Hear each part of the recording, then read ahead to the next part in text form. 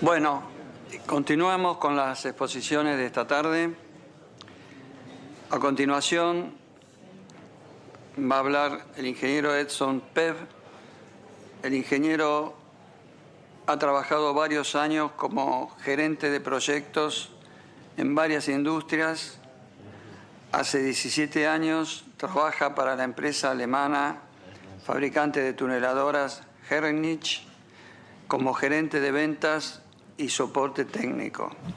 Actualmente también es tesorero del Comité Brasilero de Túneles. Los dejo con el ingeniero Pev.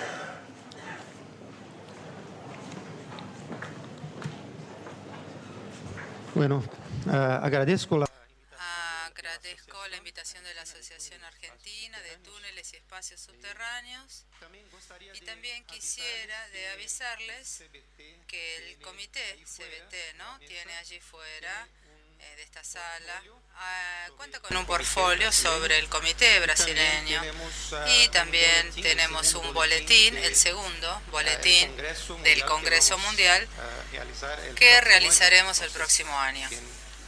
Entonces, a la persona interesada le pedimos que por favor tomen una copia.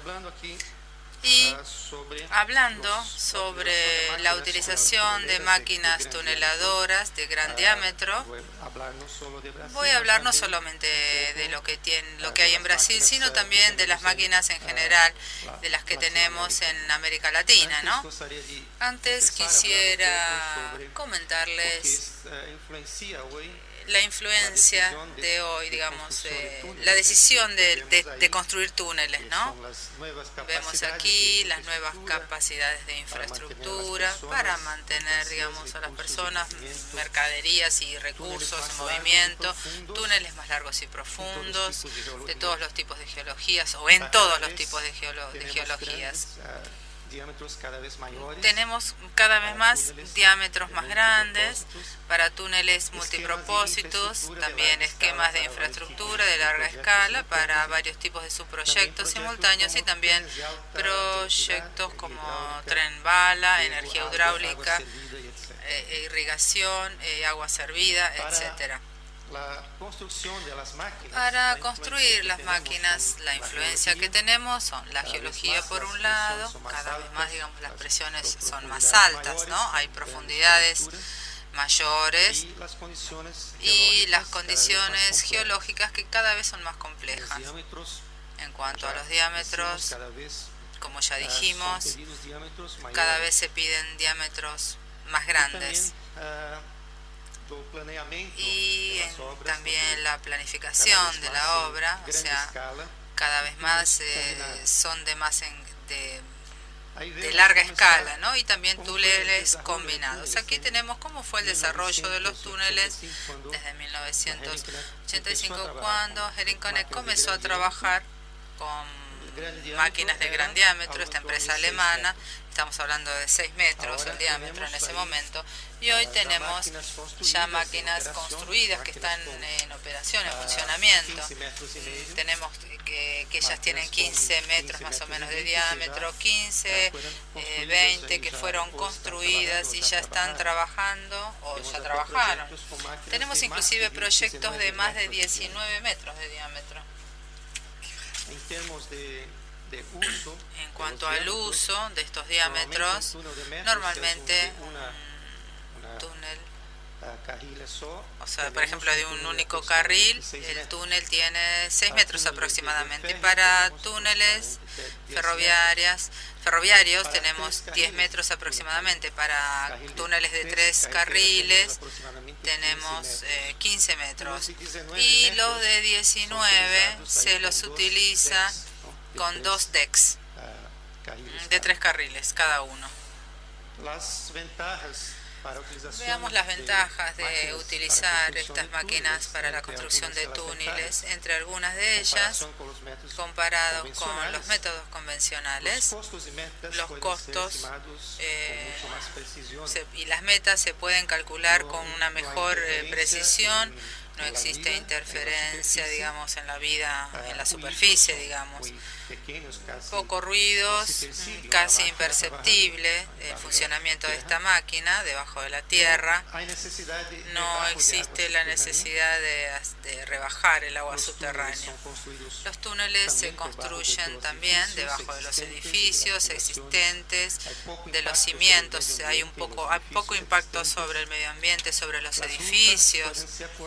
Las rutas se pueden acortar porque podemos hacer un trazado mejor. También es posible en áreas altamente urbanizadas y bueno, uno no depende de las construcciones climáticas, ¿no? Para la construcción. Aquí tenemos el portfolio de la empresa alemana Herrenknecht. Trabajamos con máquinas desde 15 centímetros de diámetro hasta, como ya dijimos, 19 metros o bueno, lo que sea necesario. Hablando solamente de máquinas de gran diámetro, aquí tenemos las diferentes máquinas que son las más comunes, digamos. Las que más se usan son 5 tipos de máquinas. Vamos a hablar un poco de cada una de ellas. El Mix Shield es una máquina que se la puede utilizar en mayor cantidad de tipos de suelos y los otros tipos tienen sus restricciones. Normalmente tenemos que evaluar la geología, la hidrología a fin de definir qué tipo de máquina será la más adecuada. Con suelos más finos y de baja permeabilidad se prefieren los métodos EPB, mientras que las geologías en las cuales tenemos termometría más gruesa o permeabilidad más alta, se prefiere el uso de métodos Mix Shield. Los desarrollos técnicos, digamos, extendieron el uso de los métodos EPB. Porque se prefiere normalmente la utilización de estas máquinas EPB. Entonces, bueno, en primer lugar vamos a hablar de esta máquina EPB. ¿Cuál es el principio del funcionamiento? La máquina tiene una rueda de corte, una cámara que se va formando una pasta, se recibe el suelo, se forma la pasta aquí, irá equilibrando tanto de tierra como de agua.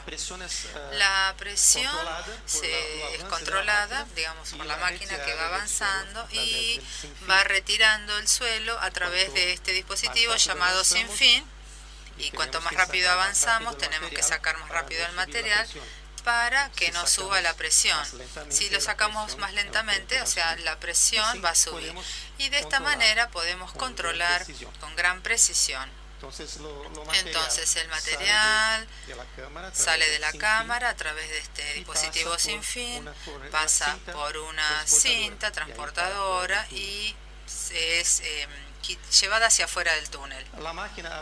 La máquina va avanzando con los cilindros que se apoyan en el anillo, los cilindros de empuje, ¿no? El anillo se monta dentro de la máquina con toda seguridad. Aquí en el frente es la única posición de la máquina en donde hay presión. En la parte posterior de la máquina, la presión de la misma es normal.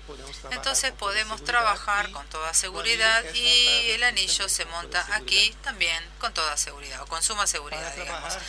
Para trabajar con esta máquina EPB utilizamos normalmente inyección de espuma para tratar el suelo, disculpen, y para mejorar la calidad del suelo para que él sea menos permeable y también para facilitar la salida del material. El anillo, como vemos, se forma por varias dovelas y en cada una de ellas, digamos, tiene un sello, digamos, alrededor de cada anillo, y eso impide el ingreso, una especie de sellador, ¿no? Y que impide el ingreso de agua. Se sujeta con pernos, digamos, tanto las dovelas como los anillos. Quedan fijados unos a otros con estos pernos. Y a medida la máquina vaya avanzando, aquí se va llenando de un revestimiento, de una argamasa, ¿no? porque la máquina siempre va excavando un diámetro mayor, ¿no?, que del diámetro externo del anillo. Y después tenemos un túnel como con esta pared que podemos observar aquí. Es un túnel bien terminado, bien seco también. Ahora voy a hablar de las otras máquinas, del mix shield. El principio de equilibrio de presión es semejante, pero aquí no tenemos el dispositivo sin fin. En vez de utilizar el sin fin, tenemos una circulación de lodo con bombeo, ¿no? Y también aquí podemos ver una burbuja de aire que ayuda a ejercer presión sobre el lodo. Aquí no trabajamos con la pasta, y sí con lodo de baja densidad que se la bombea. Y el control de la presión se realiza a través de esta burbuja. Cuando existe una variación en el frente de excavación, esta burbuja de forma inmediata se va a expandir o se va a comprimir, manteniendo de esta forma la presión constante en el frente. Y esta máquina tiene más precisión que la EPB. Y el principio de equilibrio de presión, hay un equilibrio siempre de la presión de tierra y la presión de agua. La diferencia entonces es cómo sacamos el suelo, ¿no? Tenemos lodo muy líquido y es necesario separar, hacer un proceso de separación, digamos, del suelo, o sea, separar lo sólido de lo líquido, y por eso necesitamos una planta de separación que se debe montar en la superficie. El material pasa por aquí, separamos, ¿no?, el sólido del agua, y el agua vuelve nuevamente en un circuito cerrado hacia adelante. Este es una de las razones por las cuales normalmente se prefiere EPB, se busca extender el uso de EPB, porque con esa máquina no necesitamos hacer este proceso de separación, que es algo obviamente más costoso, y necesitamos más espacio también. En cuanto que con la EPB podemos sacar el material y llevarlo hacia afuera de forma inmediata sin necesidad de hacer ningún tratamiento. Todas las máquinas son de última generación, tienen control de datos, todas las funciones de la máquina se controlan mediante computadoras, y toda la información está aquí dentro de la máquina. También uno la puede tener dentro de la oficina de la obra, y también a través de la tecnología podemos acompañar la operación desde cualquier punto del mundo. Esto es algo normal, ¿no? O sea, alguien en la oficina de Alemania, de la empresa de Herrenket, por ejemplo, entra una vez por día y bueno, está viendo cómo esta máquina está operando, está funcionando. Hay consultores que utilizan este recurso para controlar mejor la operación de la máquina y sugerir modificaciones de las funciones, siempre manteniendo la máquina así, de esta manera, no funcionando correctamente. Hablamos del mix shield, del EPB, que son las máquinas utilizadas en el suelo o en suelo. Ahora vamos a hablar de las máquinas para roca. La primera es la Gripper TB o TBM, es una máquina abierta. Las máquinas que observamos, EPB y mix shield, son máquinas de frente cerrado, balanceado, equilibrado. Y aquí tenemos una máquina abierta. Es una máquina que no se puede utilizar donde hay agua normalmente. Se la utiliza en roca, y porque no tenemos ese tipo de inconvenientes. Cuando se trata de una roca de buena calidad, con bajo fluxo o caudal de agua, podemos utilizar entonces esta máquina de estas características, Gripper. Se le da este nombre por esta pieza. Esta pieza se llama Gripper, que apoya sobre la pared del túnel y traba la máquina de forma tal de permitir que avance la cabeza de la misma. Y a medida que vamos avanzando, podemos de forma inmediata utilizar los métodos de soporte primarios, que son los anclajes y las mallas, que son aplicadas de forma automática detrás de la rueda de corte. Dentro del equipo entonces tenemos perforadoras que pueden hacer las perforaciones en cualquier dirección, aplican las mallas, o sea, colocan las mallas o las mallas, ¿no? Anclaje, dando un soporte primario al túnel. Aquí vemos las mallas y tenemos la zona que llamamos L2, podemos aplicar el hormigón lanzado. Aquí tenemos otra máquina utilizada en roca, Shingle Seat TBM. Es una máquina muy parecida con la máquina de frente cerrado. Tiene un shield, tiene los cilindros de avance y por ello necesitamos trabajar siempre con un anillo. Tenemos aquí el erector, pero la diferencia es que esta máquina es de frente abierto y no balanceado o equilibrado. Por lo tanto, no se puede utilizar donde hay gran flujo de agua. El material se extrae directamente también en una cinta transportadora. No tenemos un sinfín, no hay circulación, digamos, de otro tipo. Y otra variación es el double shield. El doble shield, aquí no lo vemos, pero no se puede ver, pero se trabaja con dos escudos. El segundo tiene este gripper que mencioné y esta máquina puede apoyarse en la pared del túnel para que avance el primer escudo y después, en caso de que, digamos, el suelo no pueda resistir la fuerza de este gripper, la máquina se puede apoyar directamente sobre los anillos. Normalmente es una máquina que trabaja con anillos. No sería, por lo tanto, digamos, necesario. Pero bueno, la ventaja de usar el anillo es que cuando los estamos montando, estos anillos, la máquina puede seguir avanzando. Mientras que con las máquinas que vimos antes, CPB Mix Shield, cuando montamos el anillo tenemos que detener la excavación. Entonces hay un ciclo, no hay una operación continua. Mientras que con esta máquina, como podemos trabar aquí este escudo, podemos seguir avanzando aún mientras el anillo está siendo montado. Y de esta manera tenemos productividad, ¿no? La productividad es mejor.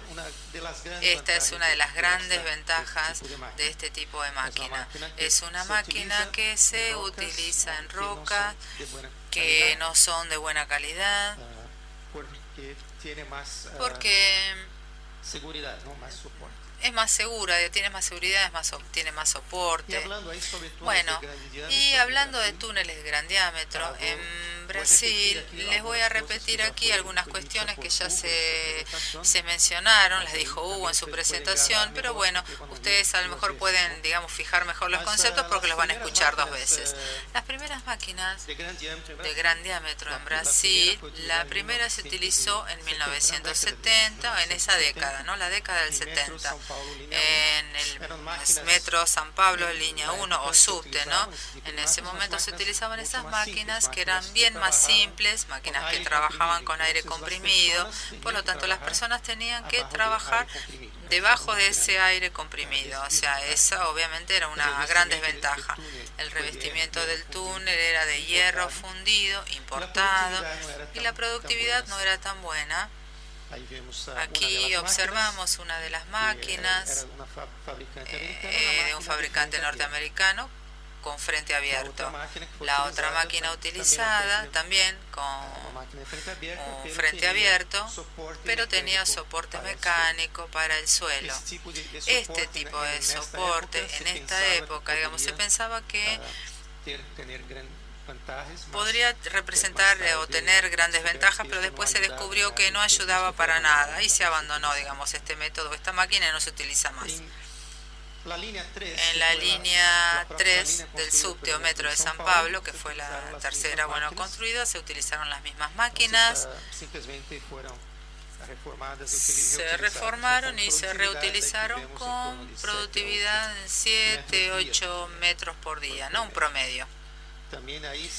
Aquí se utilizaron también los anillos de hierro fundido, pero también se utilizó por primera vez se utilizaron dos velas de hormigón y de acero producidas o fabricadas directamente en Brasil. La siguiente línea de subte, en 1990, como vemos, estamos caminando, ¿no? Cada 10 años en Brasil. teníamos un proyecto con máquinas, un proceso muy lento. La década entonces de los 90 se utilizaron las máquinas que fueron utilizadas antes, pero se agregaron máquinas que se fabricaron en Brasil. Los diámetros de todas esas máquinas es de 6 metros, que es el diámetro común, digamos, para proyectos de subtes, ¿no? De metros. Vemos la máquina fabricada en Brasil, con un proyecto inglés, ya se lo mencionó, creo que lo mencionó Hugo, y que tuvo un buen rendimiento en función del buen suelo, ¿no? Que esta máquina encontró, donde estuvo trabajando. En el año 2007 es el primer proyecto con máquinas más modernas, con frente cerrado. Fue la línea 4 del subte o metro de San Pablo, que son las máquinas de Herignet, de esta empresa alemana, de 9,5 metros de diámetro, tipo EPB. Aquí observamos, por ejemplo, la máquina que está llegando en una estación prácticamente debajo de este nuevo edificio, que es uno de los edificios más altos en el centro de San Pablo. También se mencionó, ¿no? Hugo anteriormente lo mencionó, la gran ventaja de esta máquina, digamos, el hecho de haber trabajado en condiciones que serían bastante difíciles, pero que, bueno, fue posible vencerlas y con mucho éxito. Pasaron por debajo de cimientos, muy cercano a edificios muy grandes, y su productividad fue muy buena, promedio de 15 metros por día, y también los recalques muy bajos. Bueno, otros proyectos, ¿no? Ahora saliendo de los proyectos de subte, de metros, tenemos aquí el primer proyecto de utilización de una máquina en roca, este proyecto de Petrobras, un túnel de 5 kilómetros para un gasoducto. La máquina entonces hizo 5 kilómetros debajo de la tierra, y debido a la profundidad la máquina, digamos, quedó abandonada dentro de... O sea, en el subterráneo hay proyectos en construcción. Tenemos la línea 5 de San Pablo. Aquí tenemos dos máquinas de EPB, 6,9 metros de diámetro, que están comenzando a ser montadas, ¿no? Que van a excavar aproximadamente 4,5 kilómetros en una sección de la línea 5. Son las máquinas que se las llama como Tarsila y Lina, es como el apodo que les dieron, Tarsila y Lina. Y el otro lote, vemos la máquina, la X336, era la máquina de la línea 4 reformada. Vemos la reforma que se hizo en Brasil para ser utilizada. La máquina, digamos, se amplió el diámetro, ¿no? Que era de 5 y pico y pasó para 10,5 milímetros más o menos. Se aprovecharon las ruedas del centro, se fabricaron las piezas externas para ampliar 1 metro más de ese diámetro. También se fabricaron los segmentos externos de la máquina, el escudo, un escudo nuevo, y el montaje, ¿no? Digamos, la máquina ahora está en proceso de montaje dentro del pozo. Aquí vemos el descenso de la rueda de corte. Otro proyecto en construcción, el proyecto de Río de Janeiro, que utilizará una máquina EPB. ¿Y por qué una máquina EPB? Bueno, por la preferencia, porque este sería un suelo más típico para utilizar un mix shield, porque son arenas muy finas, con alta permeabilidad, no hay una gran variación. El problema es que no tenemos muchos finos, y EPB necesita un contenido de finos para formar la pasta de manera adecuada y poder bajar la permeabilidad. Y aquí, como no existe esta variación, es difícil para trabajar con EPB. Sin embargo, la constructora prefirió trabajar con este EPB. Entonces estamos extendiendo la utilización de esta EPB. Es una máquina, entonces, que, digamos, se instaló un sistema para inyección de bentonita, para inyectar fino en el suelo, en el caso que fuera necesario. Esta máquina es una máquina convertible. Como se dijo, son máquinas que van a trabajar en suelo, pero también va a trabajar en roca. Entonces, para tener, digamos, una óptima utilización de la misma en cada situación, a la máquina, digamos, se la va convirtiendo según el modo de operación más económico y más adecuado. La máquina comienza a trabajar en roca. Ya lo vimos antes.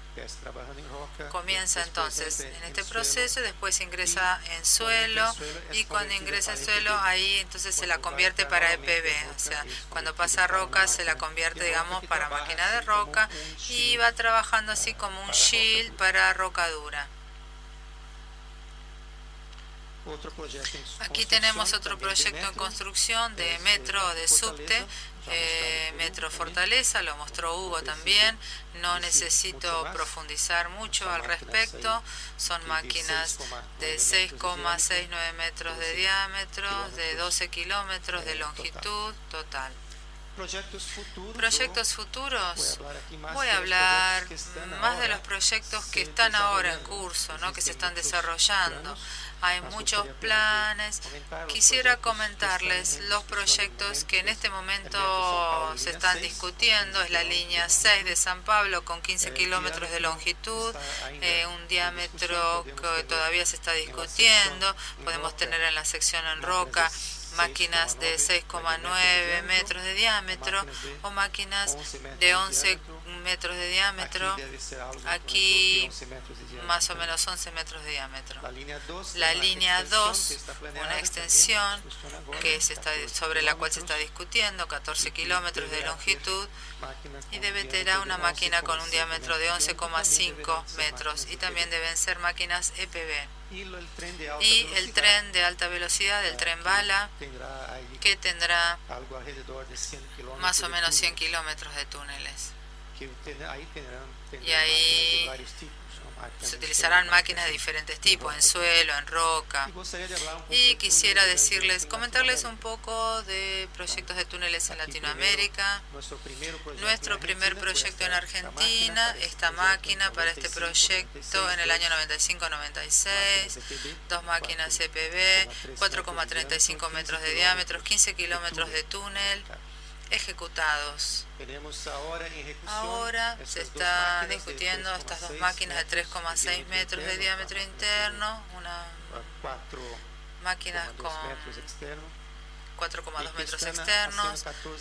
Están haciendo 400 kilómetros de acueducto, 14 kilómetros de acueducto, disculpen. Están casi terminando la obra, 2-3 meses, digamos, más o menos en ese tiempo la obra se habrá finalizado. Tenemos también esta máquina en Buenos Aires de la línea Sarmiento, que está montada, y estamos esperando comenzar la obra.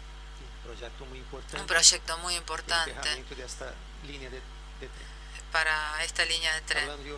Y bueno, vamos a hablar de otros países, por ejemplo de Latinoamérica. México hay dos proyectos importantes para alcantarillado, para Río de la Compañía, una máquina de 6,3 metros, y Emisor Oriente, que es el proyecto de alcantarillado más extenso del mundo, 30 kilómetros. Habrá 3 máquinas trabajando, o están trabajando, digamos, ¿no? En Panamá, una máquina EPB, 3,6 metros de diámetro. Trabajaron en túnel de 8,1 kilómetros, que es una obra ya ejecutada, terminada. Y aquí tenemos Metro Línea o Subte Línea 1 de Panamá, dos máquinas EPB, Vemos la máquina en la fábrica, cuando se la recibe, ¿no? En la fábrica, y también cuando la máquina termina la obra. Aquí el presidente de la República también estuvo en la fábrica para recibir, ¿no? a esta máquina en Bogotá. 6 máquinas EPB y una máquina, además de una máquina para hincado de tubos, más de 40 kilómetros de túneles de desagüe que ya fueron ejecutados.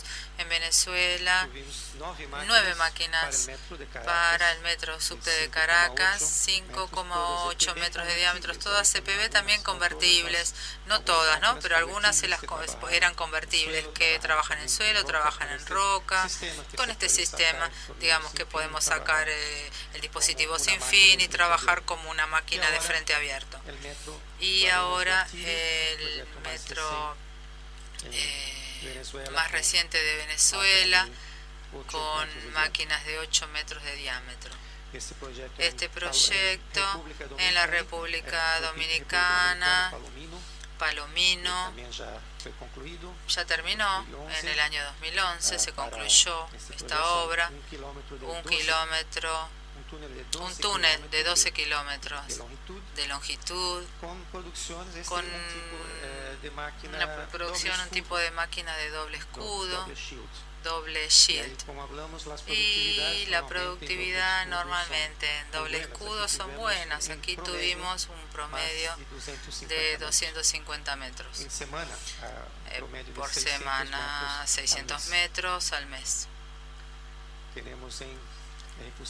También en ejecución en Ecuador esta máquina, doble shield, doble escudo, de 9 metros de diámetro también, para un proyecto hidroeléctrico con 24 kilómetros de túnel en roca de alta dureza.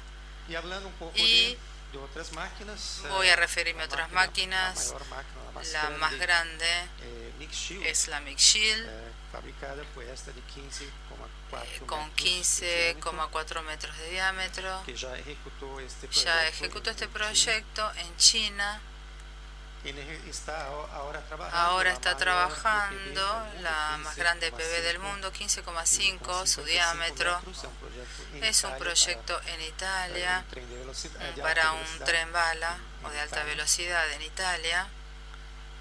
El proyecto con máquinas grippers, proyecto con los túneles más largos del mundo, son 57 kilómetros de túneles para ferrocarril, y tuvimos 4 máquinas en este proyecto gripper que estuvieron trabajando. Los túneles ya están terminados. Más de 85 kilómetros de túneles en roca de alta dureza, con condiciones extremas, condiciones de presión, de temperatura extremas. Y esto es un proyecto, aún no está confirmada la construcción de este túnel, pero existe este proyecto para utilizar una máquina de 19,25 metros para un túnel en Rusia, para un túnel carretero con 2 decks, 3 carriles cada deck. Un proyecto que es referencia, ¿no?, de doble shield. Esta máquina trabajó en España, 6,5 aproximadamente metros de diámetro.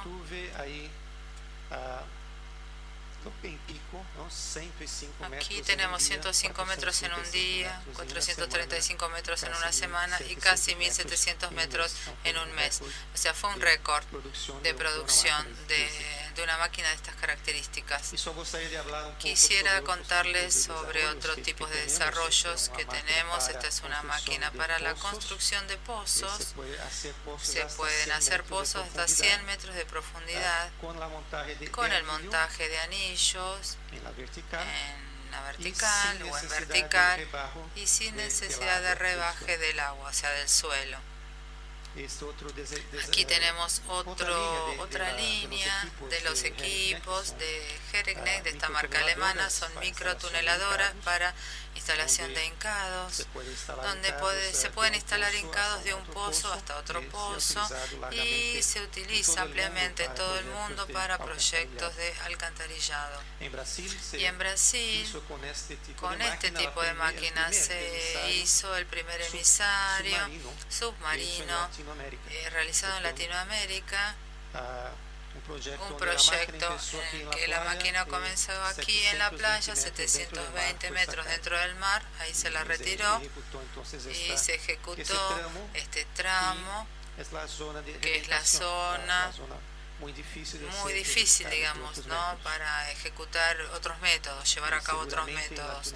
Y seguramente en América Latina hay una necesidad, ¿no?, de contar con varios tipos de proyectos de esta naturaleza, con emisarios submarinos, porque tenemos una costa muy amplia en América Latina. Bueno, las ciudades es otra historia. Aquí tenemos otra máquina HDD que puede ser operada hasta por presidentes de república, como vemos aquí, sin problema, ¿no? La máquina funcionó bien. Y el último desarrollo es esta máquina que puede instalar tuberías con más de 500 metros en método semiabierto, o sea, instala la tubería, va abriendo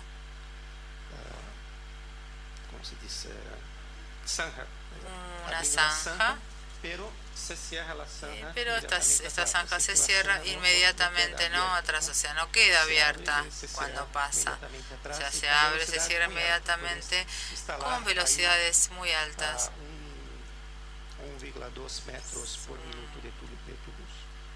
1,2 metros de tubo por minuto es lo que se puede instalar. Bueno, esto era lo que tenía para mostrarles. Muchas gracias.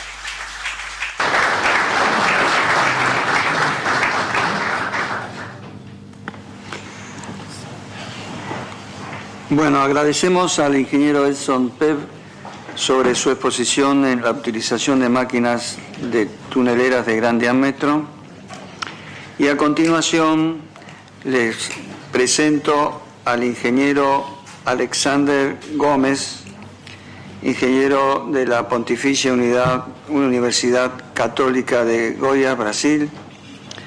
Actualmente es gerente general de Geoconsul Latinoamérica en Chile, Sociedad Anónima, presidente del Comité de Túneles y Espacios Subterráneos de Chile, profesor de la Universidad de Chile, Cátedra Construcción de Túneles, miembro del Consejo Ejecutivo de la ITA,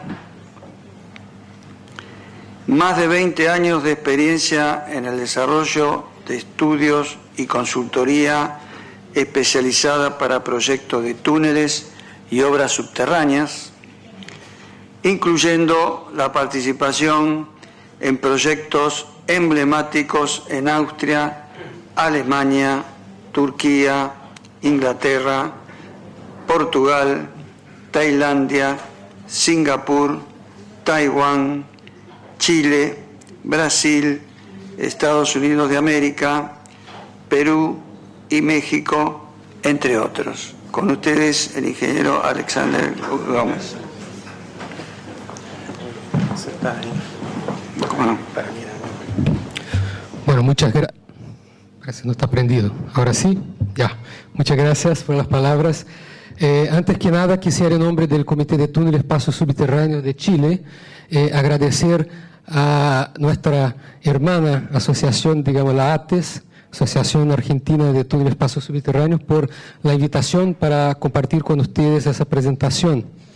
Igualmente felicitarlos por la organización de ese seminario que en esta altura ya se puede definir como exitoso, muy exitoso. Así que bueno, mi charla no voy a hablar sobre un proyecto específico, sobre una metodología específica constructiva, sino que es un asunto más general y más transversal. Y la idea es echar un vistazo al desarrollo de la tunelería, en particular tratando de contextualizar el de dónde venimos, dónde estamos y para dónde vamos en la tunelería mundial, en particular teniendo como contrapunto la óptica desde Chile y la industria chilena, pero igualmente sirve como visión de Latinoamérica. Así que, bueno, hoy tuvimos una jornada bastante extensa e intensa, así que me queda una misión también bastante difícil, que es rescatar de ustedes lo que queda de atención y de energía, así que ojalá podamos hacer ese esfuerzo conjunto y llegar hasta el fin de esta presentación. Muy bien. Bueno, entonces empecemos haciendo obviamente un recorrido cronológico desde el pasado, pasando por la actualidad y después mirando hacia lo que son los desafíos y las perspectivas de la tunelería mundial. Cuando hablo de túneles o de tunelería, obviamente quiero incluir todos los tipos de obras subterráneas, que pueden ser, por ejemplo, piques o pozos, cavernas, túneles y galerías, que están prácticamente o que son construidos en ese medio, que es el terreno, el cual incluye el macizo rocoso, o sea, suelos, aguas y minerales. Bueno, entonces partimos por el pasado. La verdad es que si miramos hacia los primordios de la humanidad, vamos a ver que las obras subterráneas siempre han sido parte de nuestra historia, desde el inicio, desde la antigüedad, estoy hablando de más de miles de años antes de Cristo. El hombre ya construía sus primeras cavernas, túneles, galerías, para fines de transporte de agua, extracción de minerales, fines religiosos o militares. Obviamente al inicio la excavación era básicamente con instrumentos manuales, a palo, piedra, y obviamente las construcciones también tenían que ser autosoportantes porque no había en ese momento mecanismos de soporte de esas excavaciones. Posteriormente surgieron el uso de piedra natural o de ladrillos para poder soportar la estructura. Aquí tenemos ejemplos en Egipto y México de cámaras subterráneas y una mina en Suazilandia, en África, para extracción de matita de 40.000 años antes de Cristo.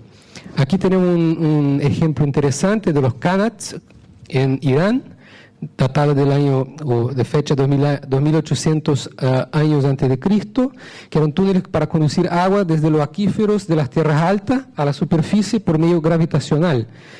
Servía para irrigación, agua potable, y todavía hoy más de 150 kilómetros de estas estructuras todavía están operativas y funcionales. Eso da una idea de la longevidad que tienen las obras subterráneas a lo largo del tiempo.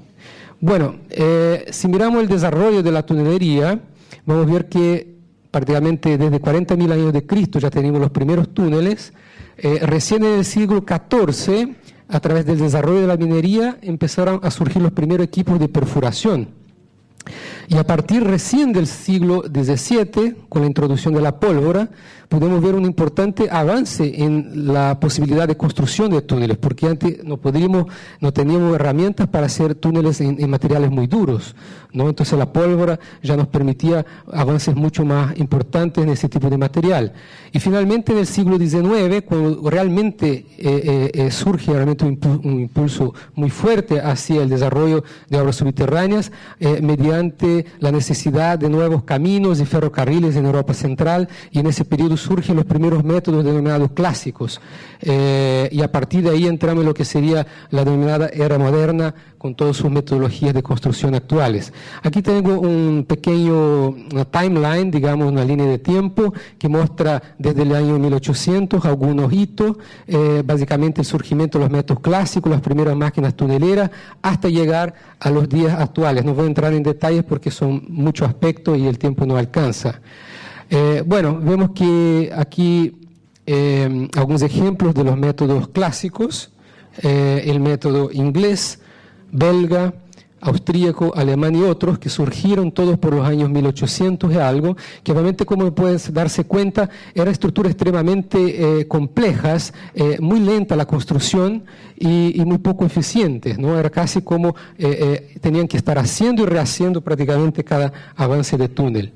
También tenemos que tener presente que recién a fines de los años 70, es decir, no hace mucho tiempo, recién en ese momento se quedó plasmado los conceptos del llamado nuevo método austríaco de construcción de túneles, que de alguna forma determina un hito en una forma diferente de abordar, digamos, la tunelería convencional, a través del método convencional, en particular en función de varios desarrollos que hubo en ese momento, que implican desde el mejor conocimiento, una mayor comprensión geotécnica del comportamiento del macizo, sino que también surgimiento de nuevos elementos de soporte, tal como el shotcrete, pernos, entre otros. Entonces, antiguamente la idea es que uno tenía que soportar casi que el cerro, digamos, eran elementos rígidos que tenían un contacto solamente puntual con el cerro, y por otro lado tuvimos el reemplazo a través de una metodología de cáscara mucho más flexibles, digamos, que hacen uso de shotcrete y que permiten, digamos,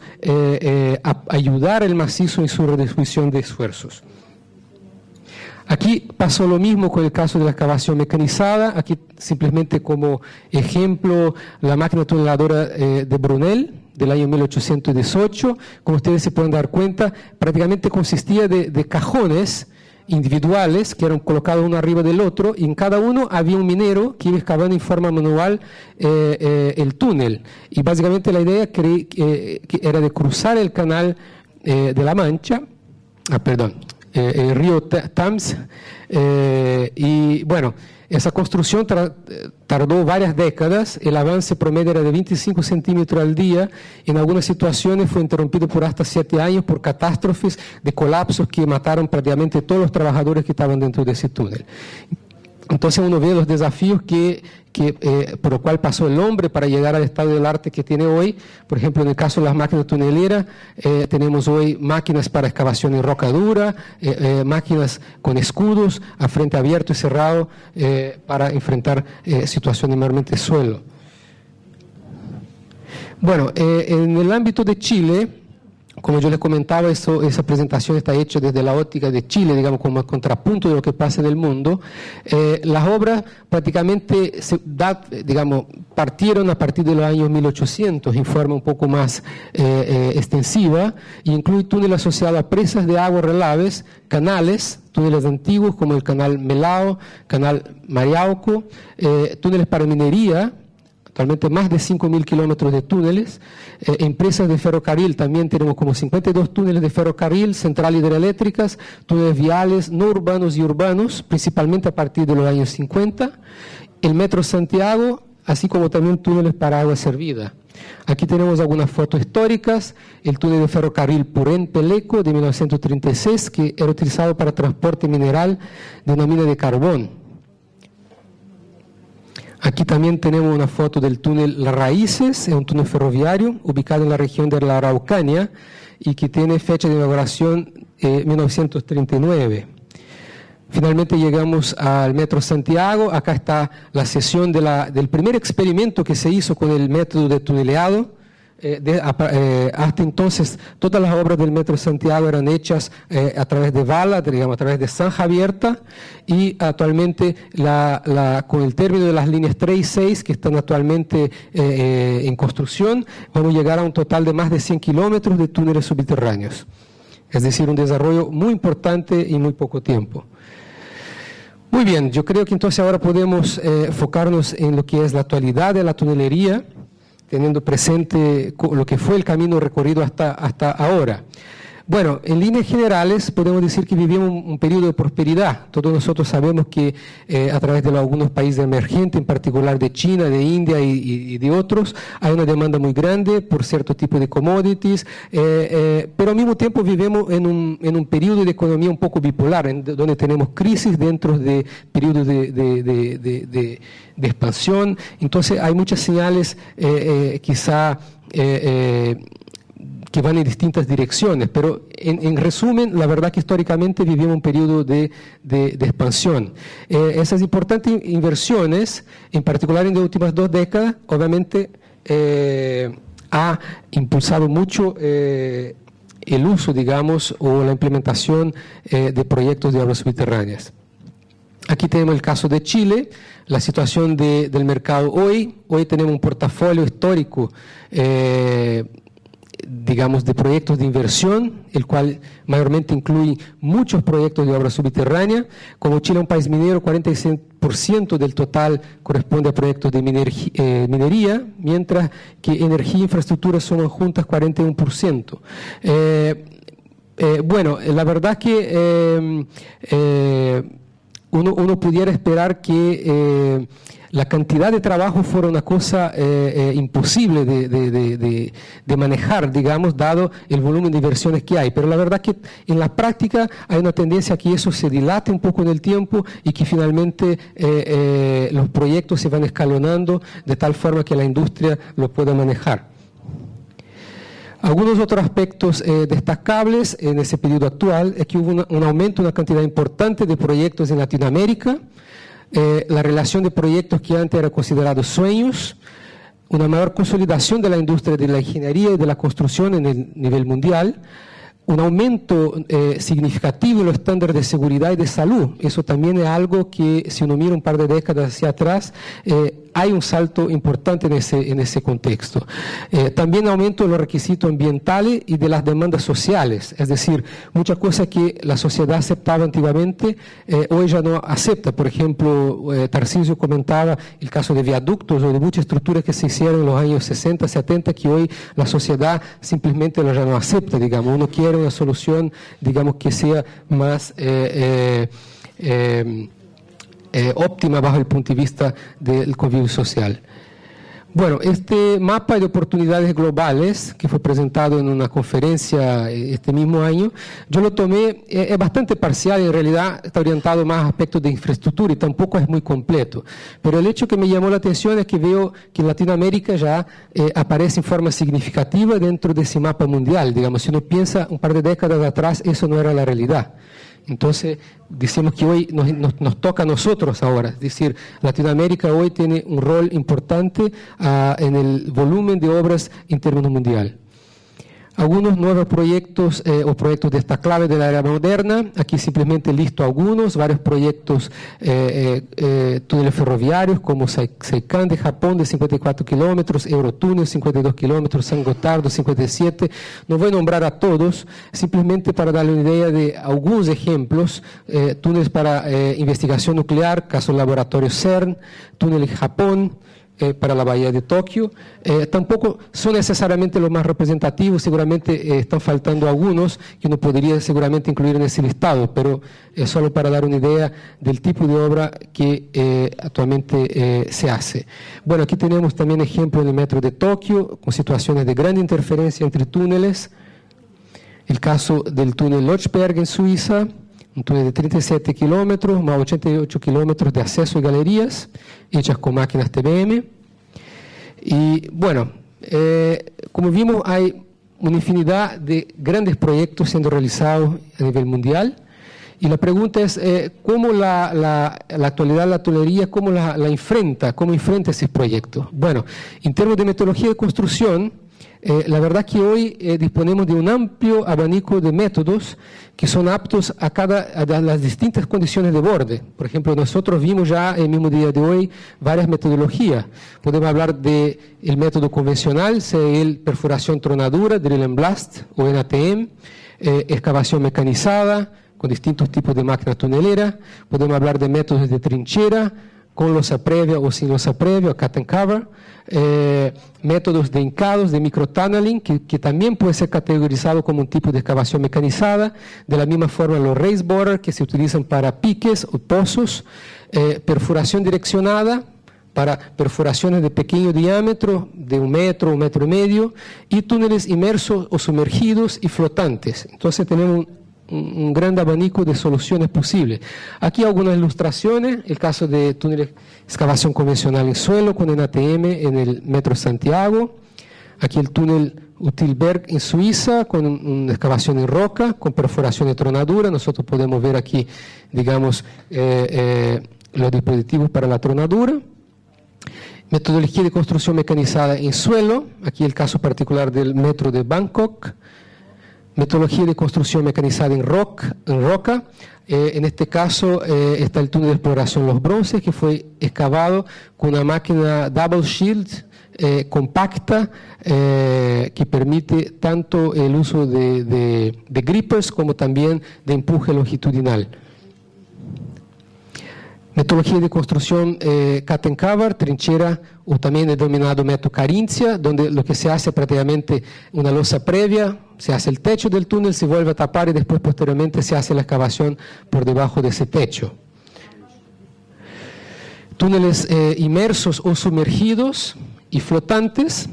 Un ejemplo de túnel sumergido o inmerso, el Fort Point Channel en Boston. Bueno, la presentación de Tarcisio habló extensivamente sobre esa temática.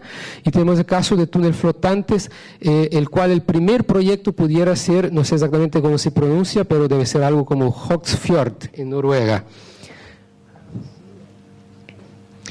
También ejemplos de metodologías con tubos hincados, pipe checking, donde básicamente tenemos una máquina tunelera. La diferencia es que los anillos se van instalando detrás de la máquina, sino que se instalan anillos en forma completa, digamos, anillos completos prácticamente como tubos o tramos de tubos, y esos tubos van siendo hincados a través de gatos hidráulicos que están puestos dentro de un pique o un pozo de lanzamiento.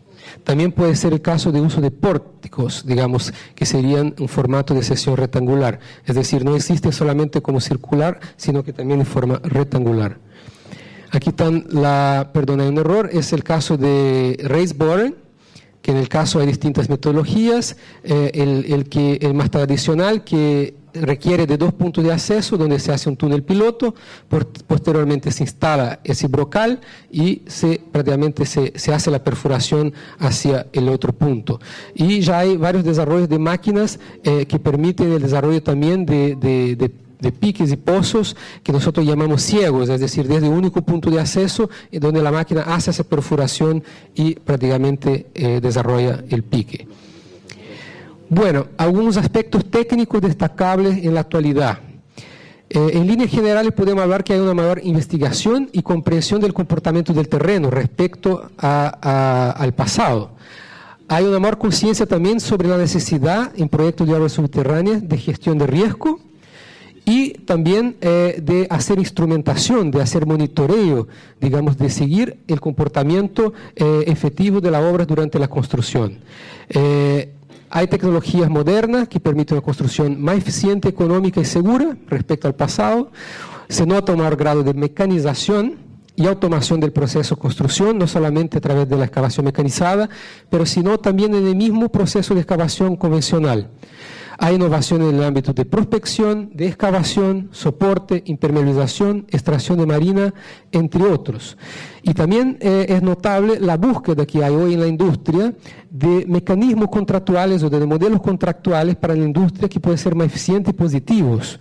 De alguna forma existe el concepto de risk sharing, de compartir el riesgo, es decir, el riesgo dentro de lo que es una obra subterránea debe ser manejado y debe ser asignado, es decir, una de las partes tiene que tomarlo, tiene que mitigarlo y traerlo a niveles que son aceptables. El punto negativo quizá es que todavía ocurren algunos accidentes puntualmente, y obviamente la idea es que en algún momento eso deje de ocurrir, o por lo menos que la gravedad de los accidentes no sean inaceptables.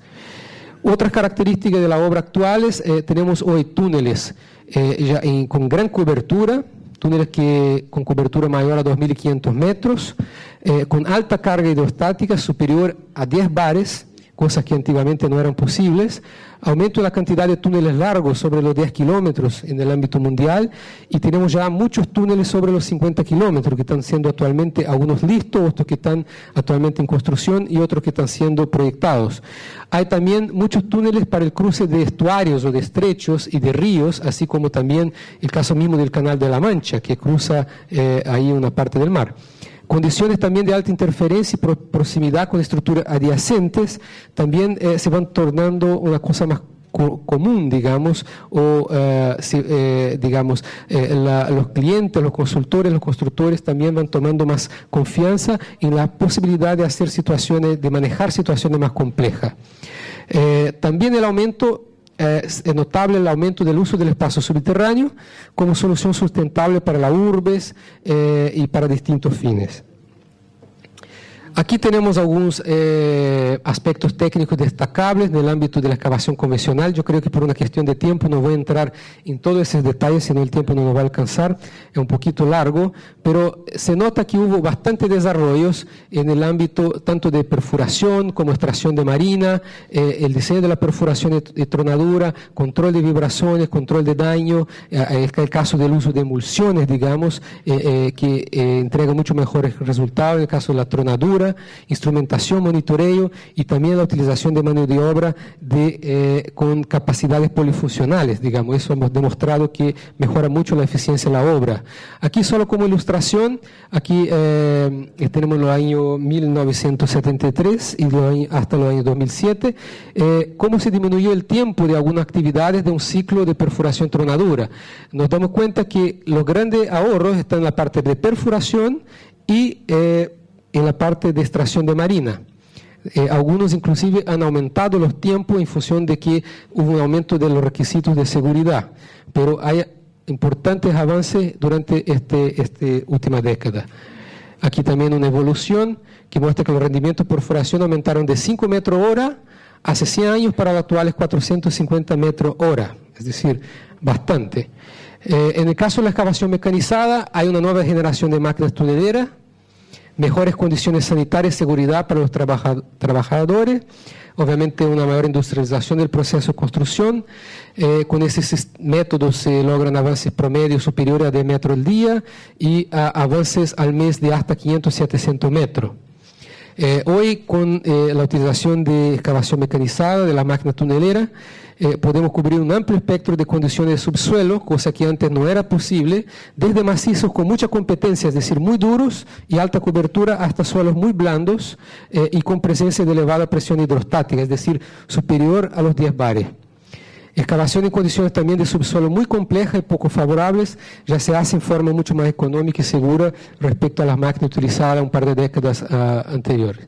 Aquí Edson también nos mostró algo de esto, la evolución del diámetro de los túneles en función también de su misma utilización, que van desde 6 metros, parámetros, ferrocarril, vial doble pista, vial doble piso y vial ferrovial doble piso, llegando hasta 19 metros. Este proyecto también fue mostrado por Edson, digamos, que el túnel Orlovsky, que tiene el mayor diámetro previsto, que sería de 19.25. Aquí también tenemos un gráfico mostrando la tendencia de que el diámetro de los túneles, la tendencia que aumenten progresivamente. Aquí un ejemplo de combinación de ambos métodos, siempre está la discusión de cuál método es el mejor. Nosotros creemos que en muchas ocasiones la mejor solución es la combinación de ambos métodos, por ejemplo en túneles largos, donde muchas veces los accesos y parte de los tramos se hacen con excavación convencional, perforación y tronadura, y los tramos largos con máquinas TBM para lograr un mayor rendimiento promedio. También es destacable el desarrollo que hubo en términos de medidas auxiliares de construcción, sea como prospección con geofísica, paraguas de tubos de acero y de pernos, jet grouting, inyección de consolidación y compensación, congelamiento del suelo y empleo del aire comprimido. Durante la última década, la industria ha logrado consolidar mucho más experiencia y ese método ya se hace un poco más, no tan caro y un poco más confiables.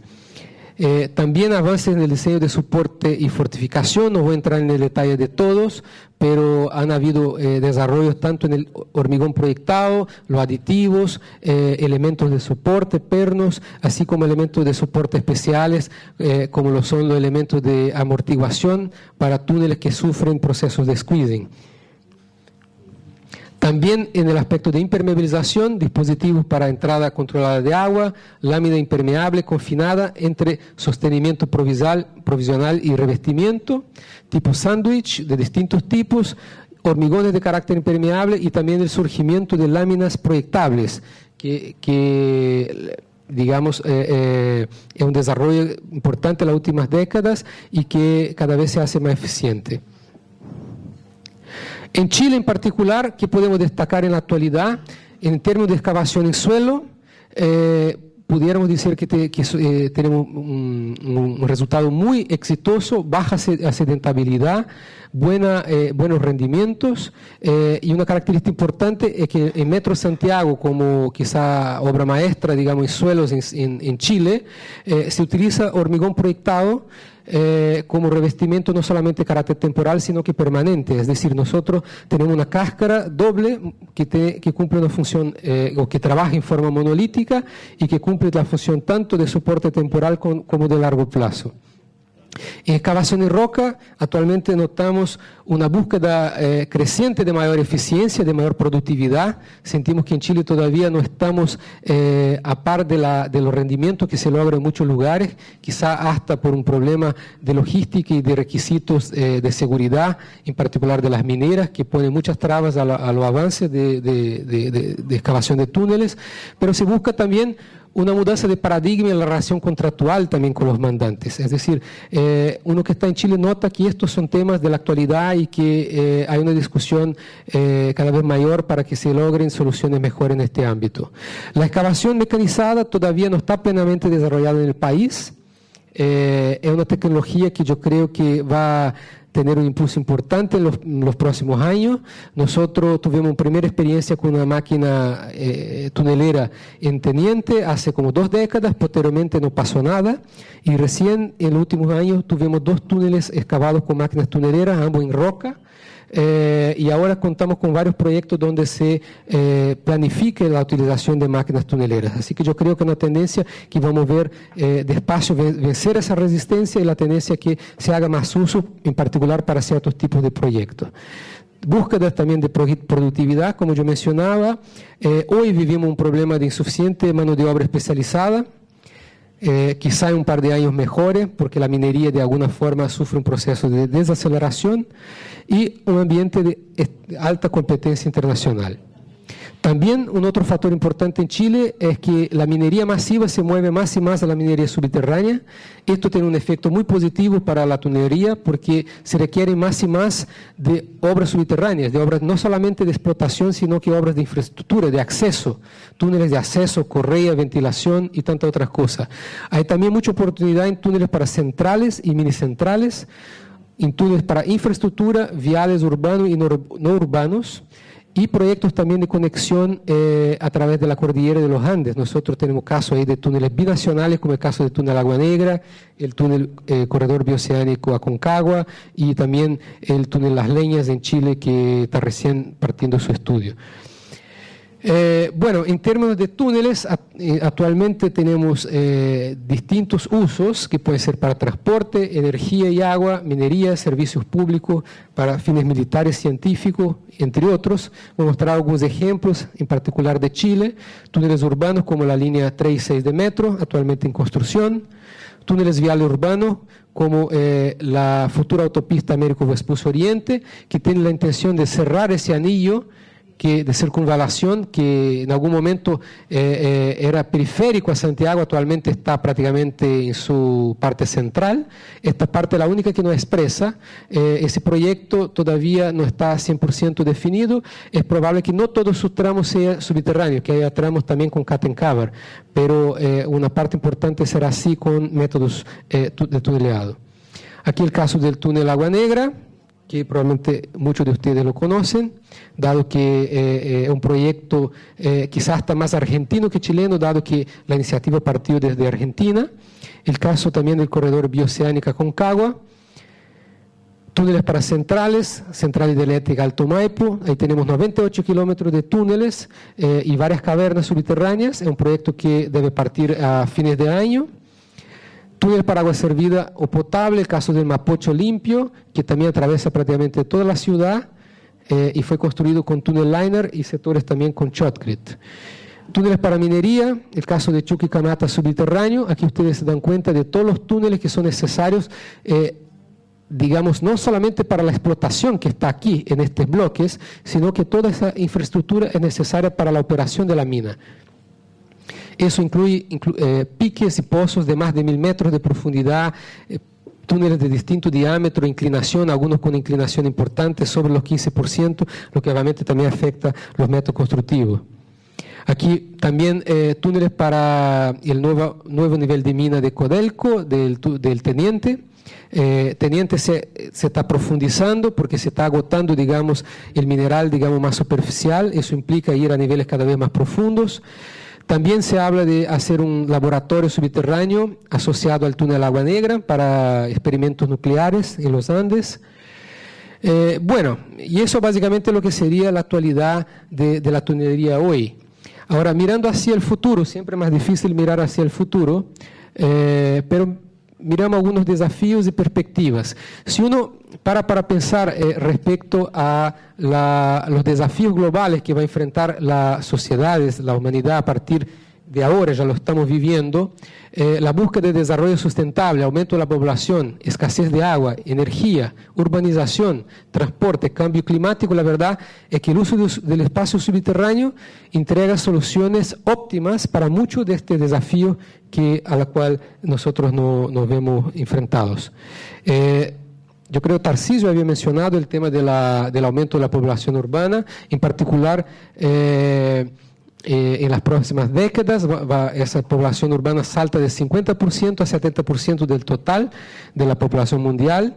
Hay un incremento importante, lo que hace con que cada vez más se requiera de obras de infraestructura en nuestras grandes urbes. Tenemos también razones ambientales del uso del subsuelo, por falta de espacio en la superficie. Aquí tenemos el caso del Museo Louvre en París, donde se logra una bonita solución, digamos, de integración con el espacio superficial.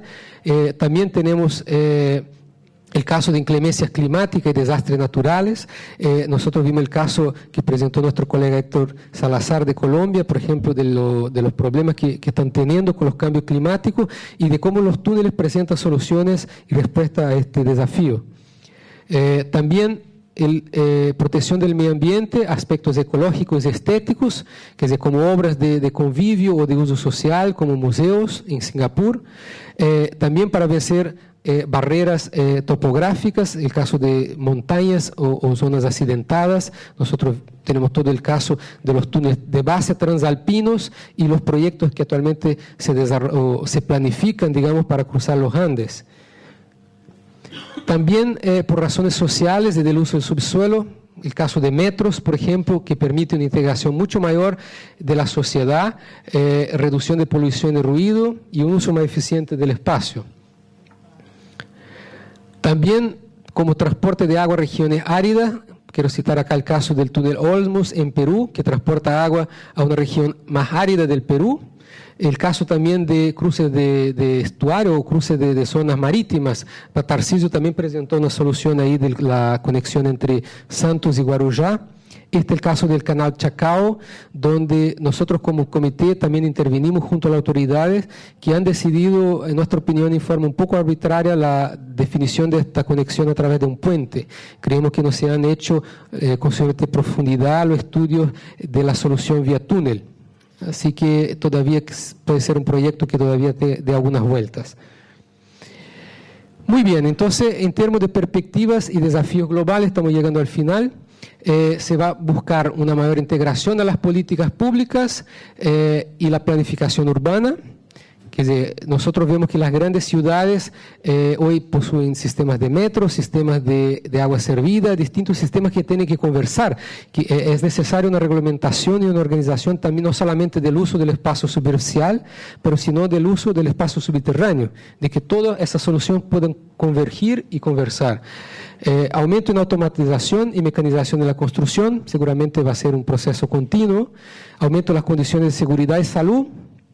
Avances en el conocimiento científico, civil, geotécnico, en materiales tecnológicos y de geofísica. Incorporación también de conceptos de sustentabilidad a los proyectos y del mantenimiento de túnel antiguo. Eso ya se ve en Europa, donde los túneles están llegando a unidad que ya requieren de de mantenimiento, de una rehabilitación, entonces eso también va a pasar lentamente a ser un tema. Y obviamente la mejora en los sistemas contractuales para que podamos no solamente ser justos entre las partes, sino lograr el mejor beneficio para todos los involucrados. Yo quisiera hacer referencia a hace un par de años hubo un grupo que se reunió, el denominado European Vision para obras subterráneas, que apuntaba el año 2030. ¿Qué se podría esperar hasta el año 2030? Es probable que muchas de estas previsiones no se van o de esos pronósticos no se van a cumplir, pero se esperaba que pudiéramos tener equipos y sistemas de soporte que fueran inteligentes, es decir, que fueran capaces de autoaprendizaje, por ejemplo, un equipo de perforación que lograra ajustar algunos mecanismos de su forma de operación para lograr la mejor eficiencia en la perforación de un macizo, por ejemplo.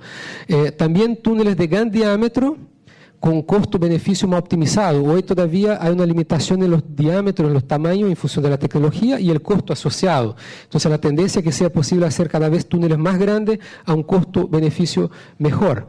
Avance en tecnología de perforación en roca, se hablaba de sistemas láser. Completo conocimiento también de las condiciones geológicas, se hablaba del terreno transparente, el uso de métodos geofísicos, de sistemas de radar y que en el fondo te permita anticipar lo que está delante del frente. Hoy nosotros cuando construimos un túnel no sabemos lo que está al frente, más allá de lo que nos permite inferir nuestro modelo geológico o los sondajes que hagamos en el frente del túnel. Máquinas TBM también de carácter universal, que puedan ser aplicables en distintas condiciones. Edson mencionó ya varias máquinas que pueden excavar, por ejemplo, suelo y roca. Quizá un día vamos a tener una máquina que sea inclusive mucho más adaptable y flexible, que permita excavar una infinidad diferente de suelos con el mismo equipo. Proyectos con menor impacto ambiental, costos de obras subterráneas que se asimilen a los costos de las obras de superficie, porque eso siempre ha sido un tabú entre los políticos en particular. Operación de construcción remotamente, en forma remota, explosivos que no sean contaminantes, importante aumento en el rendimiento de las máquinas TBM y equipos de seguridad de última generación, de tal forma que realmente se logre reducir a un porcentaje mínimo los accidentes durante las construcciones. Así que aquí algunos sueños, quizá para el futuro, por ejemplo, el caso de un túnel transatlántico conectando Europa, por ejemplo, con América, o por qué no América Latina.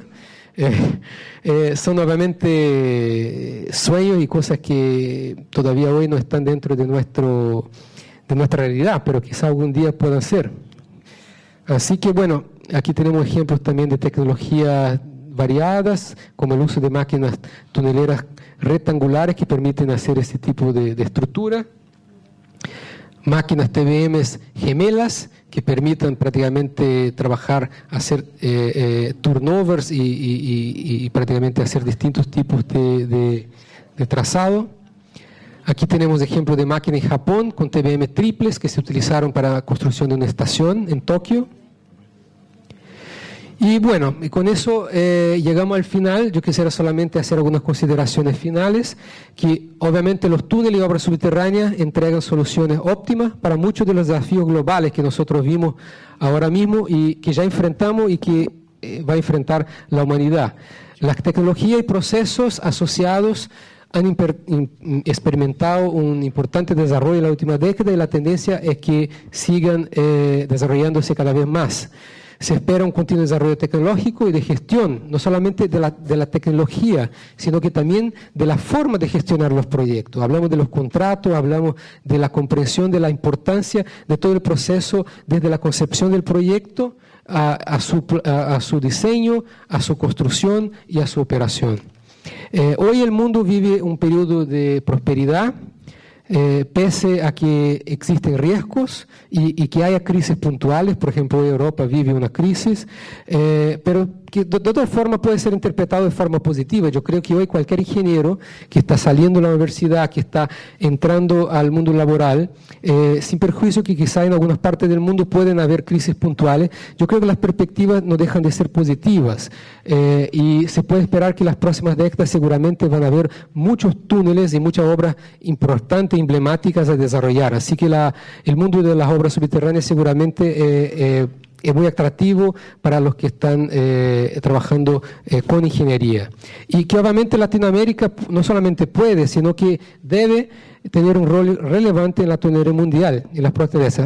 Para eso queremos contribuir todos los que estamos acá, ¿no? Así que así sea. Bueno, le agradezco la atención, espero no le haber mareado mucho y cualquier consulta estamos a la disposición.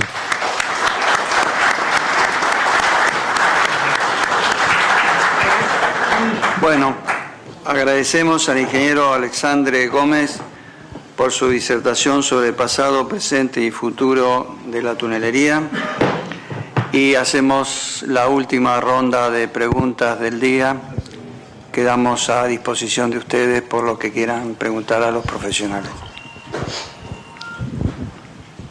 Alejandro, en otras presentaciones hablas de costos del uso de hormigón lanzado como revestimiento definitivo. ¿Nos podrías dar esos datos? ¿Cuál dato exactamente, Darcillo? Los costos de hormigón lanzado como revestimiento definitivo. ¿Por metro cúbico o por metro de túnel de una cierta sección?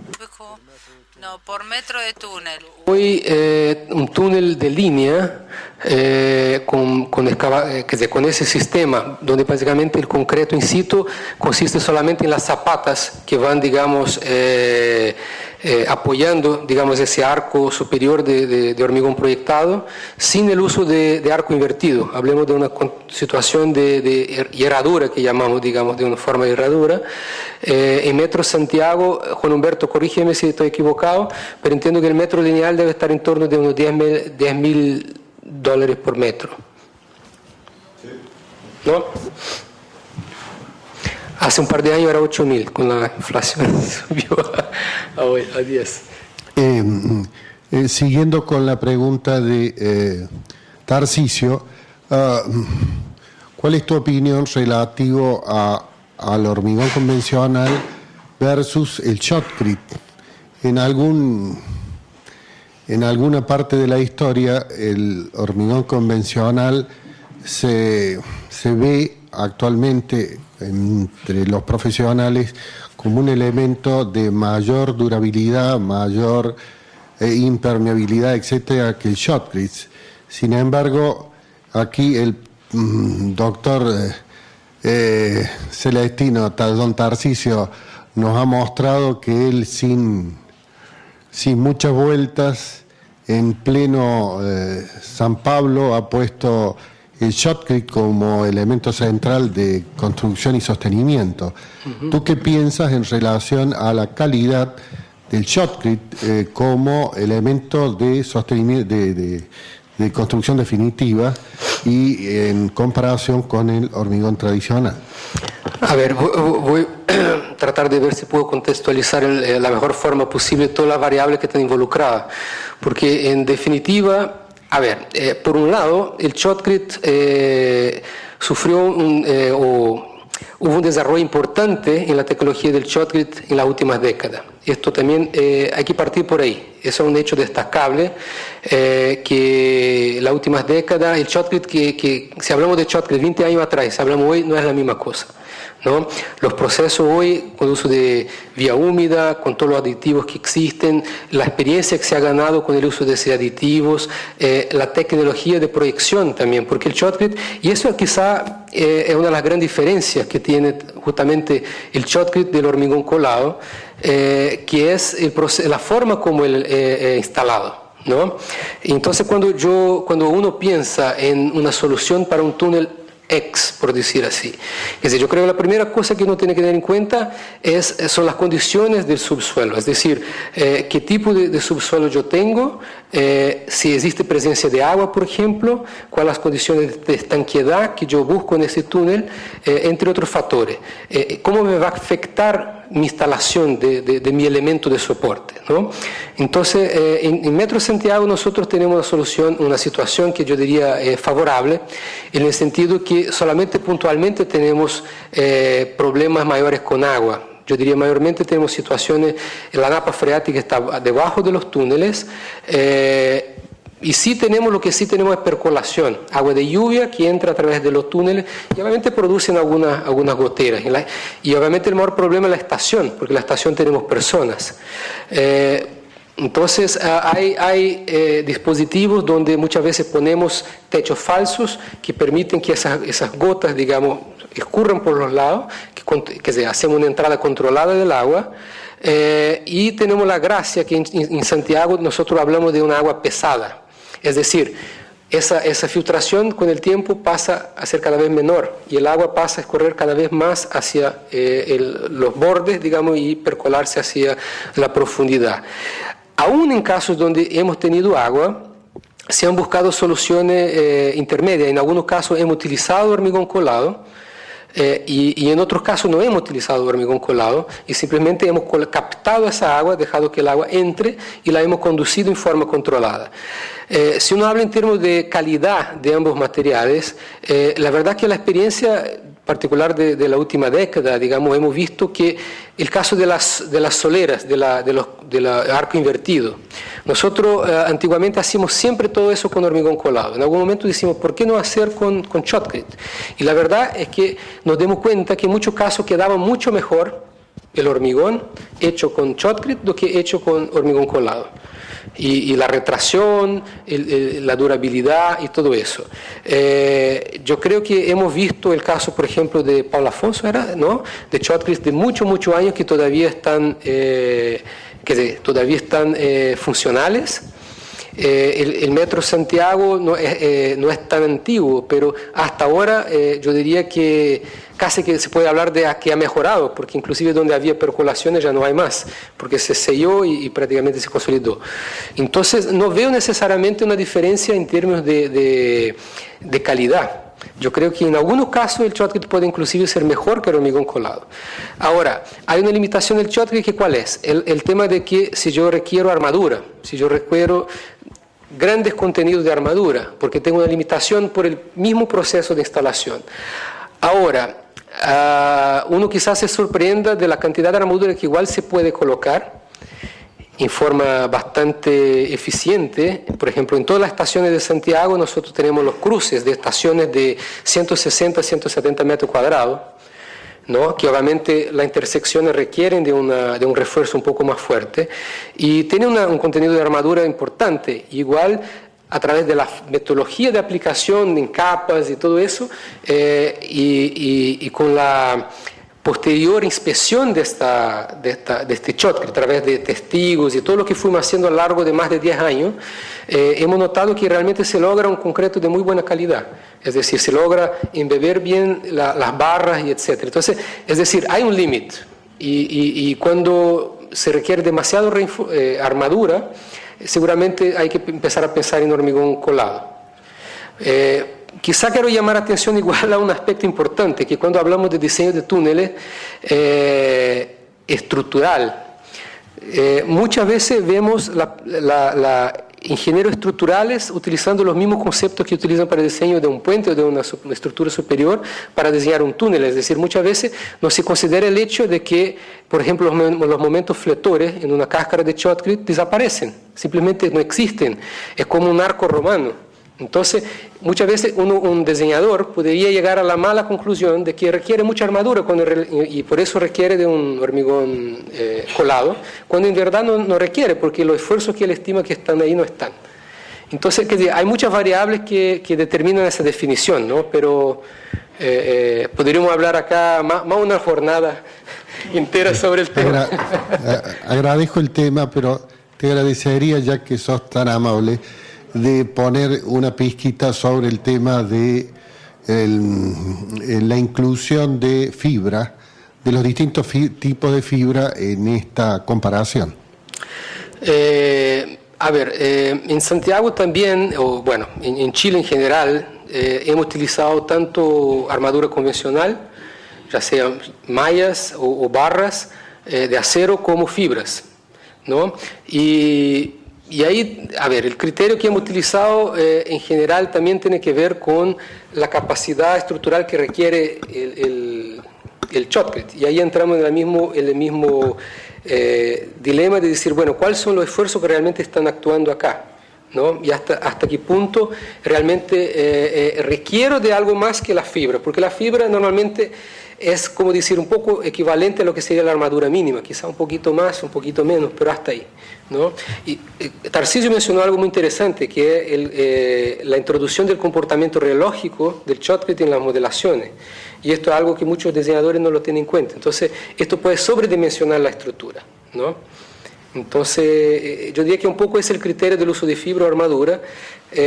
Nosotros obviamente privilegiamos, no sé si yo diría que privilegiamos, no sé si realmente lo pongo uno delante del otro, pero la gracia de la fibra es que si bien aplicada, forma menos nidos, menos sombras, porque es un material más homogéneo. Mal aplicado es peor que con una armadura, ¿no? Porque sin palmés, que se genera, es mucho peor. Claro. Pero digo, la verdad que cada caso es un caso. Yo creo que hay que analizarlo caso a caso para ver lo que es más adecuado en función del proceso constructivo, del tipo de terreno. Por ejemplo, estoy hablando de un terreno que tiene cuñas que se pueden caer, o estoy hablando de un suelo, de una arcilla que es como mantequilla, que yo la excavo y no pasa nada. Entonces, hay varios aspectos que tú tienes que tener en cuenta para tomar esa decisión. De repente yo pongo una malla por un tema de seguridad nomás, temporal, no como solución de largo plazo. Pero a eso voy. Y la fibra de polipropileno, por ejemplo, esas microfibras, la hemos utilizado también tanto para mejorar temas de retracción como también como control de incendio. ¿Otra pregunta? Buenas tardes. Yo, más que una pregunta, quería agregar algo. Yo he trabajado desde el punto de vista de los proveedores de materiales en los túneles en Chile y acá en Argentina. Hay algo importante a la hora de hablar de hormigón proyectado o de hormigón colado in situ, que muchas veces en las especificaciones a veces se olvida, y es la parte del control. Sí, en Chile son bastante estrictos con el tema del control de hormigón proyectado, porque allá en los túneles, tanto en los túneles del metro como en las hidroeléctricas, se piden, por ejemplo, control de resistencia a los 5, a los 10, a los 15 minutos, con métodos especiales de pistolas tipo Hilti, y después con el método Proctor. Bueno, Proctor no es. Hay otro método que es para cuando tengo 1 hora o 2 horas. Sí, la aguja. Sí, la aguja Proctor. Entonces, eso es muy importante, porque uno puede diseñar un hormigón proyectado y uno puede tener un muy buen diseño en el papel, pero cuando en la obra no existe ese control, muchas veces el mejor diseño se pierde. Eso por un lado. Y con respecto a la fibra, también el control, porque en Chile se utilizan métodos de absorción de energía para controlar la cantidad de fibra que yo voy utilizando por metro cúbico de hormigón y realmente que el sistema funcione. Y, perdón, yo no sé si estoy equivocada, pero acá en Argentina todavía no he visto el desarrollo de los métodos de absorción de energía para el diseño del uso de las fibras. Entonces, podríamos tener excelente hormigón proyectado, pero hay que avanzar un poquito más en el tema de especificación de los controles. Muy buena acotación, ¿eh? Digamos, y eso es un aspecto muy importante cuando hablamos de estas dos soluciones, ¿no? Que es el hormigón colado y el hormigón proyectado. El hormigón proyectado quizá es más susceptible al proceso, es decir, requiere de que tanto la fabricación, transporte, tiempo de transporte, que de todos los procesos tiene que ser mucho más estricto y riguroso, ¿no? La aplicación, nosotros hablamos, no sirve de nada que yo tenga el mejor diseño de mezcla si finalmente estoy aplicando con un... Suponte que no sea un robot, que sea un pitonero, que llamamos, ¿no? Que va a poner todo a perder. Si no controla, digamos, la cantidad de agua que entra, depende de la vía que está utilizando. Entonces, es un proceso que tiene que tener en cuenta toda la cadena. Entonces, por ejemplo, en el caso voy a hablar específicamente de Metro Santiago, digamos, podría hablar de Codelco, de otros clientes, pero aprovechemos que está Metro Santiago acá. Cuando se tomó la decisión, por ejemplo, la primera línea que se diseñó entunelado hacia el centro, tenía hormigón de revestimiento secundario, hormigón colado. Entonces, después de esta primera línea, la línea siguiente fue un tema que se reflexionó bastante, y cuando se tomó esa decisión de ir por el sistema de doble cáscara monolítica, hubo un trabajo intenso de concientización de la importancia de todos los procesos asociados al hormigón proyectado. De hecho, había dos especificaciones, una para hormigón temporal y otra para hormigón permanente, de Shotcrete, para ya dejar en la cabeza a las personas que había una diferencia. Entonces hicimos varias inducciones, por ejemplo, a los contratistas. Hay ensayos de aptitud de pitoneros, por ejemplo, para que se aplique en la obra, tiene que ser aprobado por un proceso ¿cómo se llama?, prueba de aptitud, donde él hace ensayos sobre cabeza, al costado, y demuestra que efectivamente tiene capacidad de proyectar, ¿no? Entonces hubo varios cuidados y varios aprendizajes también, digamos, a lo largo de 15 años, por decir algo, tanto respecto a contenido de armadura, formas de trabajar y una serie de cosas. Yo creo que hoy es un método que se ha consolidado y que está resultando muy bien. De hecho, uno de los grandes también temores que había, ¿qué pasaba en el caso de un sismo, por ejemplo, de gran magnitud? ¿Cómo se iba a comportar esa cáscara, ¿no? Y la verdad que no pasó absolutamente nada. Nosotros tuvimos un terremoto de 8.8 en Chile, 8 grados en Santiago, que llegó muy cercano a los 0,4G, que para los cuales las estructuras están diseñadas. Y la verdad que, Juan Humberto, yo creo que no se puede hablar ni de fisuras, ¿no? No se identificó nada que fuera visiblemente perceptible.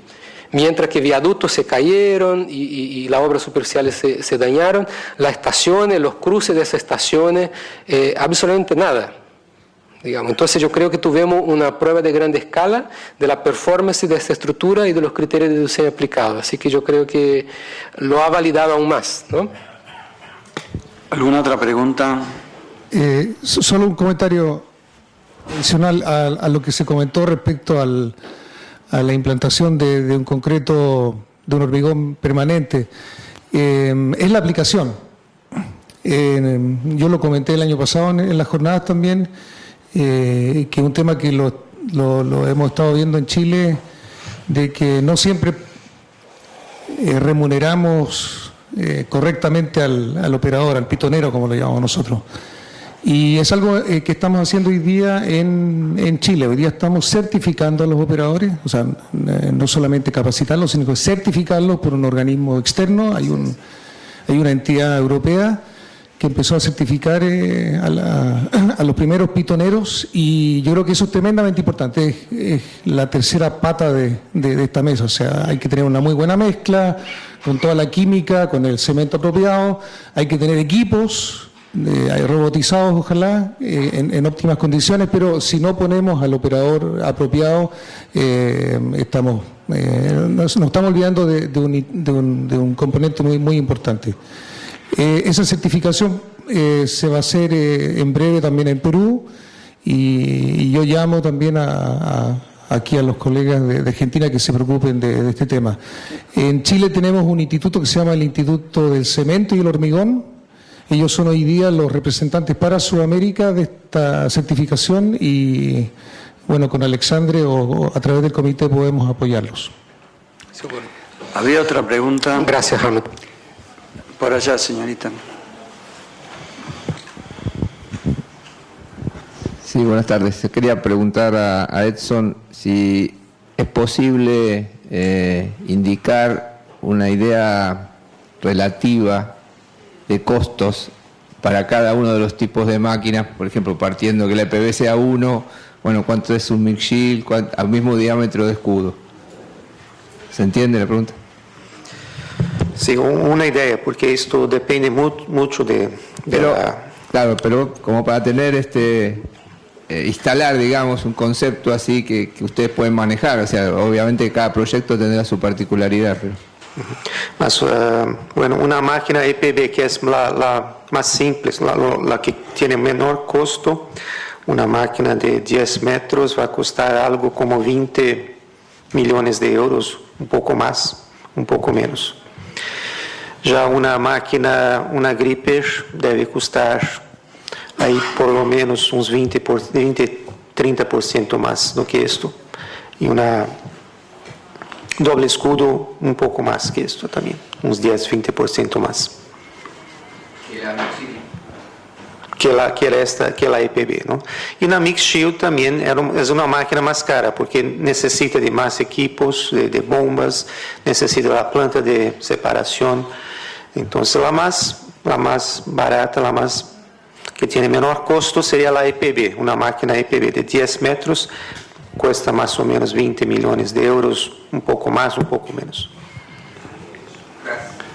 ¿Alguna otra pregunta? Allá, señorita.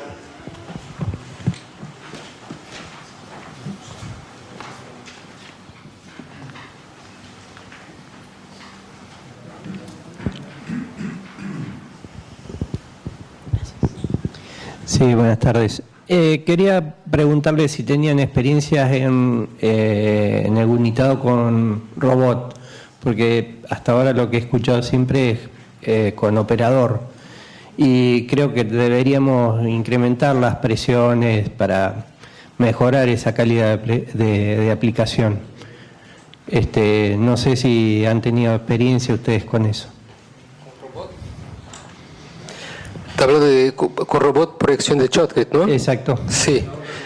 Sí, digamos, a ver, en Chile yo diría que ya hay, digamos, ya es común, ¿no? La utilización de robots y obviamente hay una mejora importante en varios puntos, digamos. Primero porque un robot bien calibrado, obviamente más exacto, perfecto que un pitonero que puede intervenir, digamos, de acuerdo a su percepción en la proyección.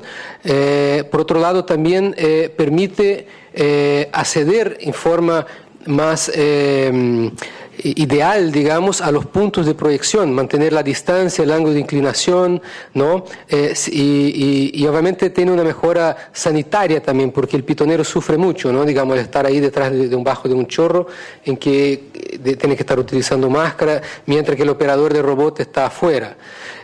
Lo que es importante en el uso del robot, hasta donde mi experiencia en eso va, digamos, aquí está Harmut y muchos otros que tienen mucha experiencia en eso, es que es importante que ese robot esté bien calibrado, que la cantidad de aditivos, de acelerante, por ejemplo, que sea adicionado, sea bien calibrada. Por ejemplo, a mí ya me tocó ver robots que el control era algo que no tenía ningún marcador, digamos. El tipo llegaba ahí y ponía alguna cosa que le parecía.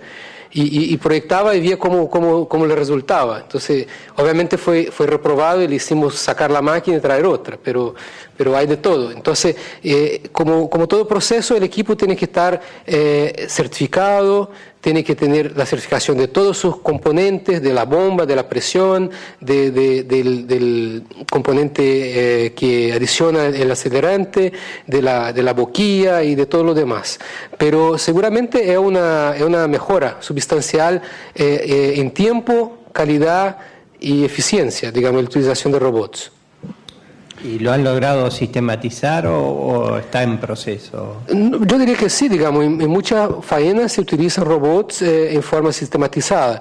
Lo que uno observa es que obviamente sesiones de mayor dimensión, los robots obviamente son mucho más ventajosos, ¿no? Una sesión chica quizá para el robot no es tan interesante porque una persona con algún apoyo puede acceder a los techos, a los distintos sectores, pero en una sesión grande la productividad es mucho mayor con el uso de robot.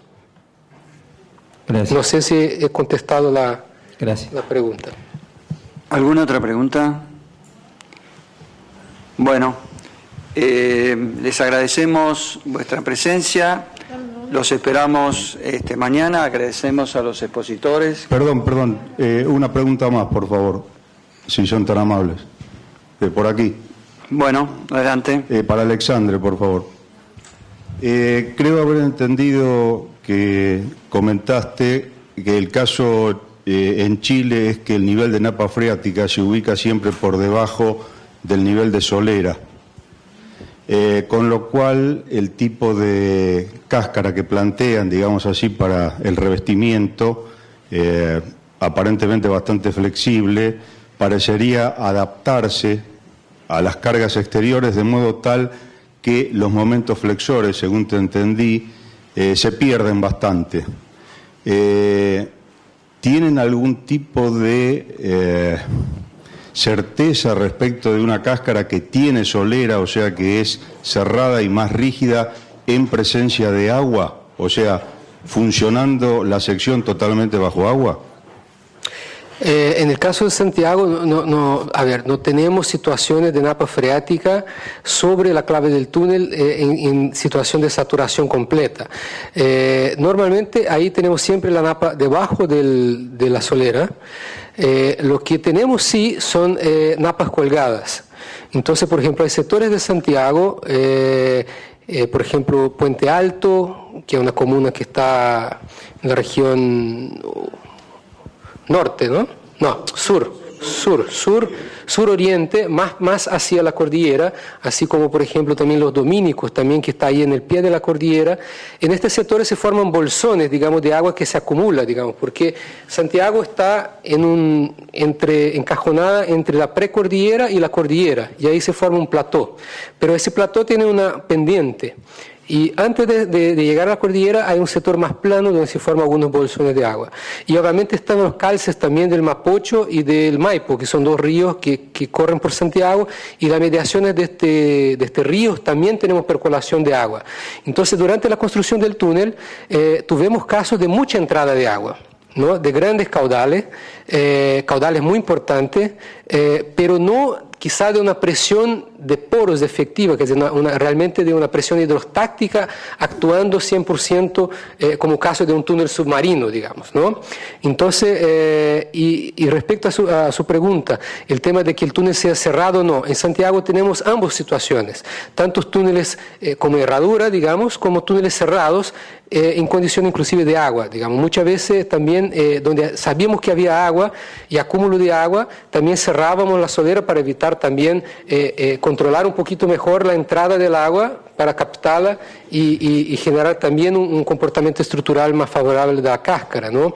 Así que ese tipo de situación extrema no la tuvimos, pero sí tuvimos situaciones de caudal importante. Sí. Ok. Dale. Señorita, por favor, el ingeniero quiere hacer una pregunta. Em complementação a esta pergunta, eu diria que no metro de São Paulo há situações de shotcrete com hasta 30 metros de água e hoje Hugo e eu hemos medido a infiltração nestes túneis e hecho back analysis de la permeabilidade do shotcrete com valores entre 10 a menos 10 e 10 a menos 11 metros por segundo de permeabilidade in situ. Não é permeabilidade em laboratório, sino que in situ, 10 a menos 10, 10 a menos 11 metros por segundo. É menos que alguna que dovela ou que la junta de hormigón. E com tecnologia de shotcrete de los años, de 20 anos. Entonces... Mira. Muchas gracias. Bueno, les agradecemos a los expositores, a ustedes por su presencia y por las preguntas que han demostrado el interés de ustedes, y los esperamos mañana a las 9 para el cierre de las jornadas, el último día de las jornadas, y a los que van a asistir a la cena los esperamos en el salón correspondiente. Muchas gracias por todo y que pasen buenos días.